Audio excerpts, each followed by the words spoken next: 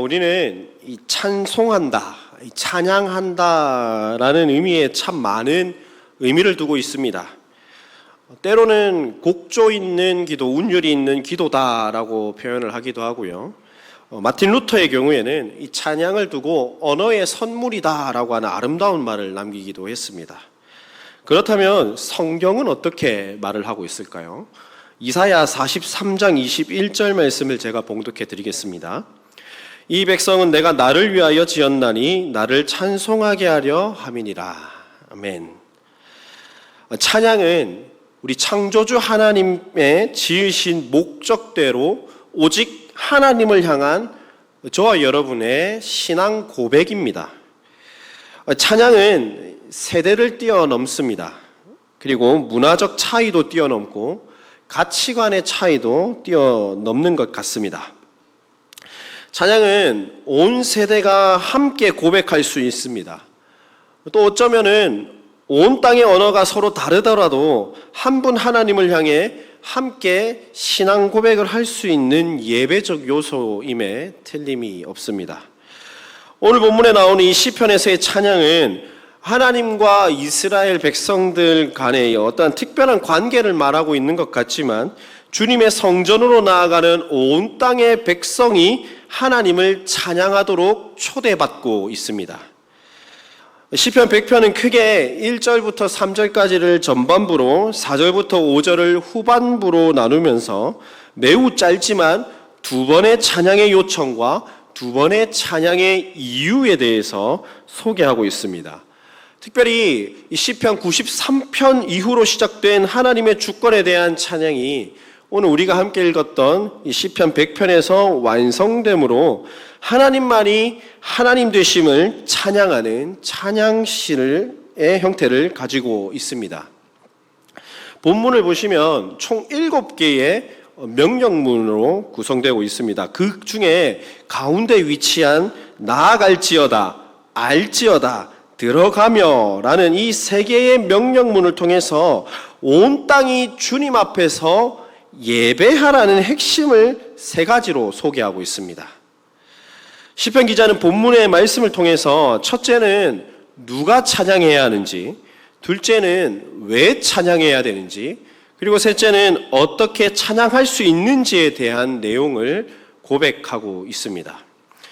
먼저 누가 찬양을 해야 할까요? 우리 1절 말씀을 다시 한번 보십시오. 시편 기자는 누가 이 감사의 찬송을 하나님께 올려야 되는가를 소개하고 있습니다. 그 대상은 온 땅입니다. 단지 이스라엘 백성들만 국한해서 하나님께 찬양을 올려드릴 수 있는 것이 아니라 온 세상이, 온 우주 만물을 통치하고 계시는 우리 주 하나님 앞에 나와서 함께 찬송하도록 초대받고 있습니다. 온 땅은 하나님께서 당신의 백성을 위해서 행하신 일로 말미암아 하나님을 고백하고 하나님을 찬양할 수 있음을 밝히고 있습니다.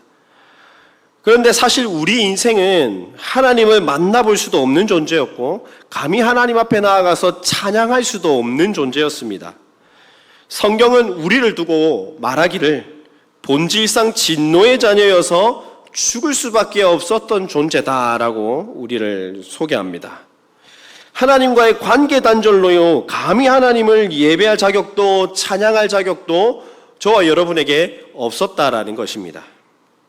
참 비참한 존재였다라는 사실을 성경이 말하고 있는 겁니다. 하나님의 형상을 넘어 하나님과 동등한 위치에 있으려고 했던 그 아담의 범죄 이후에 에덴 동산에서 쫓겨나게 되었고 하나님과 결코 관계를 맺을 수 없던 그런 비참한 인간이었습니다. 죽음의 고통을 겪어야만 했던 인간이었습니다. 늘 의심하고 늘 불안해하고 하나님이 아닌 다른 것을 예배하며 그 우상에게 소리쳤습니다. 은혜로 출애굽했던 이스라엘은 여전히 하나님 앞에 불순종했고 하나님은 10하루길이면 갈 그 적과 꿀이 흐르는 가나안 땅에 무려 40년 동안 광야 훈련을 시킵니다. 그들이 말씀에 순종하는지를 시험하는 것이죠. 문제는 인간이 사탄이 펼치는 계략인 이 우상을 섬기는 시험에 반드시 빠지고 마는 연약한 존재라는 것에 있습니다. 하나님을 찬미해야 할 그 백성들의 입에서 두려움과 탐욕으로 하나님이 아닌 바알이여 우리에게 응답하소서라고 하면서 우상을 찾을 뿐이었습니다. 이처럼 왕정시대에 들어가서 더 극심해져가는 이스라엘의 불순종에 하나님께서는 진노하셨습니다. 이스라엘 백성들을 바벨론의 손에 넘겨주셨습니다. 그런데 하나님은 그 어느 순간에도 그 백성들을 떠나지 않으셨습니다. 항상 그보다 앞서 계셨고 주야로 쉬지도 졸지도 않으시고 눈동자와 같이 그들 가운데에 거하면서 그들을 보호하셨습니다. 하나님께서는 결코 이해할 수 없는 사랑으로 백성들을 유혹하는 사탄과의 전쟁터가 된 우리 속에서 땀방울이 핏방울이 될 때까지 싸우셨습니다. 그 피로 모든 경계를 허무셨고 이방인, 유대인, 남녀노소 구별 없이 한데 불러 모으셨습니다. 그리고 마치 목자가 양을 돌보듯이 푸른 초장 쉴만한 물가로 인도하여 생명을 공급하셨습니다. 성막과 성전을 통해 하나님의 임재의 충만한 영광을 누린 온 땅에 구원받은 이스라엘은 하나님께 찬양할 특권이 주어졌습니다. 조금 더 정확하게 말하면 하나님을 찬양하도록 초대되었습니다. 마찬가지로 오늘을 살아가는 저와 여러분 역시 하나님을 찬양하는 자리로 초대받습니다.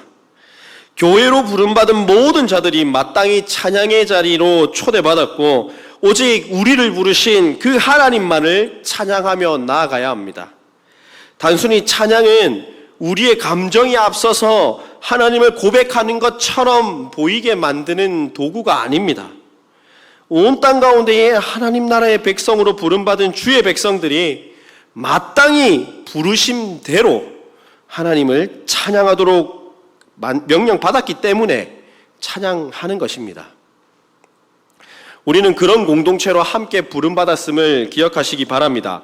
제1영도교회 공동체는 예수님의 피로 한 몸으로 부르심을 입은 찬양 공동체, 예배 공동체여야만 합니다. 그렇기에 우리는 결코 하나님을 찬양하는 일, 나아가서 하나님을 예배하는 일에 있어서 어떠한 핑계가 있어서는 안 되겠습니다. 그렇다면 우리는 왜 찬양하도록 부름받았을까요? 찬양을 해야 되는 이유 첫 번째는 여호와만이 참 하나님이시기 때문입니다. 우리 3절 말씀을 한번 보시겠습니까? 시편 기자는 하나님을 이스라엘과 온 세상을 지으신 분으로 소개하고 나아가서 그들을 구원하시고 당신의 백성으로 만드심으로 그들이 그들의 하나님이 되셨음을 고백하고 찬양하고 있습니다. 이 본문에 사용된 이 안다라고 하는 단어는 단순히 무엇인가를 추상적으로 안다라는 것이 아니라 하나님이 어떤 분이신지 하나님을 아는 것을 정확히 하고 있다라는 의미를 담고 있습니다. 당연한 소리겠지만 언약의 본질을 깨닫고 여호와 하나님이 우리의 참 하나님이 되신다라고 하는 그 하나님에 대한 분명한 지식이 있어야 올바른 찬양을 할 수 있다라는 사실입니다. 하나님만이 참 하나님이심을 아는 것이 우리의 진정한 찬양의 고백의 출발입니다. 하나님의 하나님 되심을 선포하는 것은 하나님이 누구신가 이것을 우리가 고백하는 것과 같기 때문입니다. 언약 가운데에 하나님의 백성으로 부름받은 이스라엘이 하나님의 소유요 그분이 기르시는 양임을 온 열방 가운데에 드러내는 것입니다. 찬양의 대상을 분명히 알 때 비로소 우리는 참된 찬양을 고백할 수 있습니다. 하나님을 입으로만 찬양하고 실제로는 우리가 하나님을 알지 못한 채 드리는 찬양은 그 의미와 그 목적을 잃어버린 형식적인 행위에 불과합니다. 우리의 신앙이 바른 길에 서 있는지 확인하는 방법 역시 하나님께서 우리를 위해 행하신 일을 기억하며 마땅히 감사와 찬양, 예배하는 삶을 살고 있는지에 달려 있습니다. 우리는 단순히 찬양해야 하는 존재를 넘어서 참 하나님이신 하나님의 소유입니다. 그리고 하나님의 백성으로, 하나님의 양으로 부름받았기 때문에 마땅히 하나님을 찬양할 수밖에 없습니다. 사랑하는 성도 여러분, 우리가 하나님의 백성이요 그분의 양으로 부름받았다라는 이 놀라운 사실은요, 선한 목자 되신 예수님으로 말미암아 더욱 분명해집니다. 예수 그리스도께서 우리를 위해 십자가에서 목숨을 버리심으로 우리는 영원한 목자이신 하나님의 양이 되었고 소유가 되었습니다. 우리의 선한 목자 되심에 대한 이 고백은 진짜 선한 목자 되신 예수님 안에서 더욱 분명해지기 마련입니다. 그러므로 우리의 찬송은 그저 우리의 입술의 고백이 아니라 예수님께서 피 흘려주신 그 은혜에 대한 감사와 구원의 감격에서 비롯되어야 하는 것입니다. 비참 속에 있었던 우리를 건져주신 분이 여호와 참 구원의 하나님이심을 알고 고백하는 것입니다. 그것이 바로 찬양입니다. 결론적으로 우리가 찬양해야 하는 이유는 분명합니다. 우리가 하나님의 것이기 때문입니다. 우리의 찬양을 통해서 여호와가 참 하나님이심을 온 열방 가운데에 나타내 보이는 데 있음을 기억하시기를 바랍니다. 둘째는 하나님은 선하시고 인자하심이 영원하시며 성실하심이 대대에 이르기 때문입니다. 다시 말해서 하나님의 변치 않는 그 속성 때문에 우리는 마땅히 하나님을 찬양할 수 있어야 된다는 말씀입니다. 반면에 헛된 신은 결코 우리의 찬양의 대상이 되지 못합니다. 세상의 헛된 우상들은 언젠간 무너지고 쇠하고 사라지기 마련입니다. 고대 근동 문화에서 이 이방 신들, 우상이라고 하는 것들은 그닥 선한 역할을 하지 않았습니다. 인간을 자신의 일을 대신 처리해주는 어떤 노예, 어떤 일꾼, 장난감 정도에 불과했습니다. 그리고 인간이 신들을 찬양하는 이유는 신들의 노여움을 잠재우고 신으로부터 호의를 얻기 위함에 있었습니다. 그런 반면에 우리 하나님은 항상 선하셨습니다. 항상 그의 백성들의 목자가 되어주셔서 양들을 푸른 초장 쉴만한 물가로 인도하시는 분입니다. 우리 하나님은 과거, 현재, 미래에도 영원토록 동일하십니다. 결코 실수가 없으시고 결코 실패가 없으신 분입니다. 반드시 그가 계획하시고 약속하신 것을 이루어 가시는 분입니다. 하나님은 미쁘신 분입니다. 끝까지 책임을 다하시고 오직 하나님만이 선하십니다. 오직 그분의 성실하심이 마르지 않고 대대로 이어집니다. 이것 하나로 우리는 하나님을 찬양할 수 있어야 됩니다. 우리가 계속해서 성실하신 하나님에 의해 인자, 헤세드가 영원하신 선하신 하나님에게로 끌려가는 겁니다. 그렇기에 여호와를 하나님을 인정하면 누구든지 찬양으로 초대받고 그의 소유가 되고 그의 백성이 되고 선하신 하나님의 인자와 성실을 영원토록 누릴 수 있게 되는 겁니다. 그렇기에 우리 하나님은 찬양하기에 합당하신 분입니다. 하나님에 대한 바른 고백이 없는 그 찬양은요, 정말 죄송하지만 우상들을 찬양할 때 사용되는 꽹과리 소리에 불과할 겁니다. 눈에 보이기 위해 찬양하는 것이 아니잖아요. 우리가 찬양할 수밖에 없는 존재로 부름을 받았고 언제나 신실하게 찬양하도록 우리의 구원을 시작하시고 마침내 계속해서 이끌어 가시는 그 선하신 목자 되신 분이 우리 하나님이시기 때문에 찬양해야만 하는 것입니다. 그렇다면 마지막으로 우리는 어떻게 찬양해야 할까요? 본문은 여호와께서 누구인지를 바로 알고 그리고 찬양을 어떻게 해야 할지에 대해서도 소개해 주고 있습니다. 먼저는 기쁨으로 찬양해야 됩니다. 우리 1절과 2절 말씀을 한번 다시 보실까요? 이렇게 고백을 합니다. 여호와께 즐거운 찬송을 부를지어다. 기쁨으로 여호와를 섬기며 노래하면서 그의 앞으로 나아갈지어다. 부를지어다, 섬기라, 나아갈지어다. 이 세 단어는 예배로의 부름을 뜻하고 있습니다.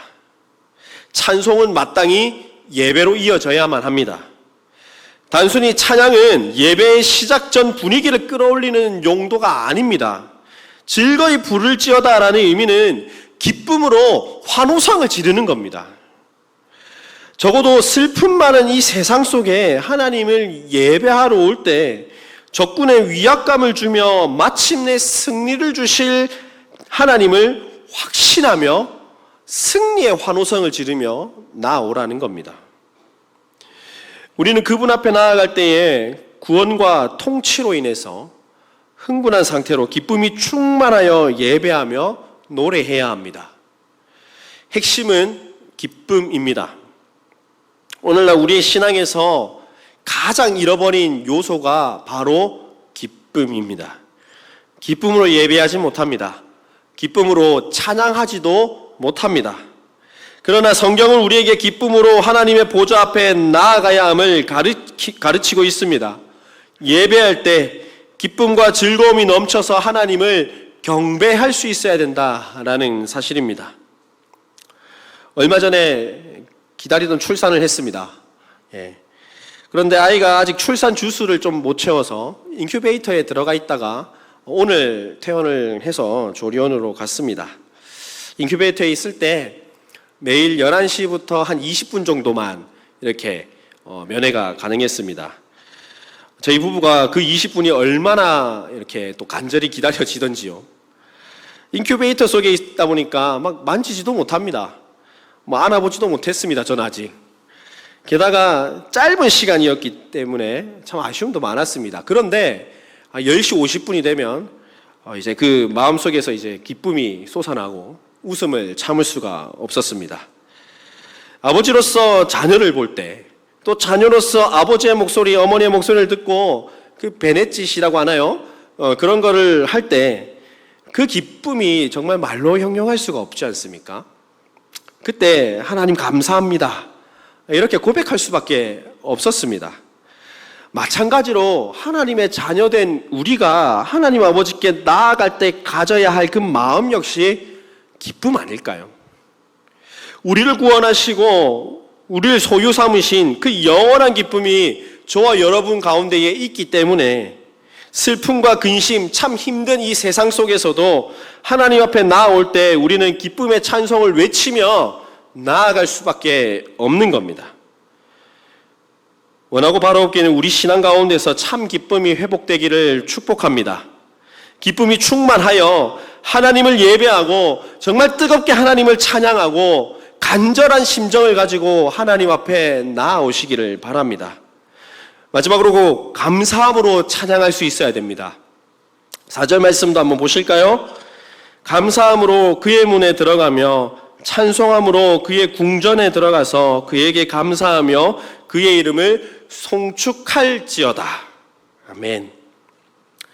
본문에 들어가며 라는 단어가 2절에 나오는 나아갈지어다와 같은 단어입니다. 즉 그의 문에 들어가고 하나님 앞에 나아간다라는 것은 하나님의 임재로 들어가고 나아간다라는 겁니다. 그때 가지는 마음이 슬픔이 아니고 원망이 아니고 감사입니다. 감사한 마음을 가지고 점점 더 깊은 하나님의 임재 속에 들어가서 예배드릴 때 우리의 입술에서는 마땅히 찬송이 나올 수밖에 없습니다. 그리고 그 구원받은 기쁨으로 감사함으로 충만한 사람은 지극히 높으신 권능의 하나님의 이름을 드높일 수밖에 없습니다. 사랑하는 성도 여러분, 우리 주님은 우리의 기쁨과 감사함으로 찬양받기에 합당하신 분입니다. 왜 그렇습니까? 하나님은 창조주시기 때문입니다. 하나님은 우리를 소유 삼으시고 백성 삼으시고 기르시는 양으로 구원자로 불러주시기 때문입니다. 그리고 그분의 선하심과 인자심이 영원합니다.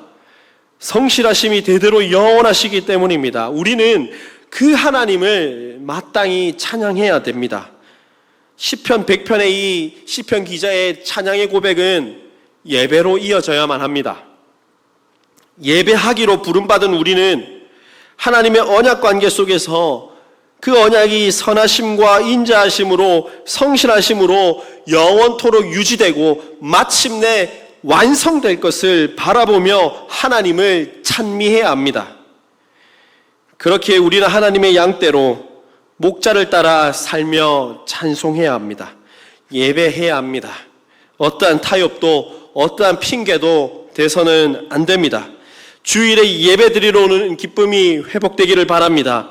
주를 감사함으로 찬송하는 믿음이 회복되기를 축복합니다. 그럴 때 예배자라는 우리의 존재 목적이 분명해질 것입니다. 항상 우리의 삶 속에 하나님을 기쁨으로 섬기고 노래하며 감사함으로 찬송하는 것을 멈추지 않기를 바랍니다. 오직 우리 삶에 하나님을 중심에 두고 은혜 속에 거하시기를 바랍니다. 바쁘다고, 너무 할 일이 많다고 예배를 소홀히 하지 마십시오. 우리가 모인 이 교회는 하나님을 예배하고 하나님을 찬송하는 곳입니다. 그렇다면 교회로 모인 성도들의 책무 역시 영원토록 그분을 즐거워하고 기뻐하는 것입니다. 그의 궁정의 문을 통과하여 마침내 하나님의 성전에서 영원토록 예배할 날을 고대하시기 바랍니다.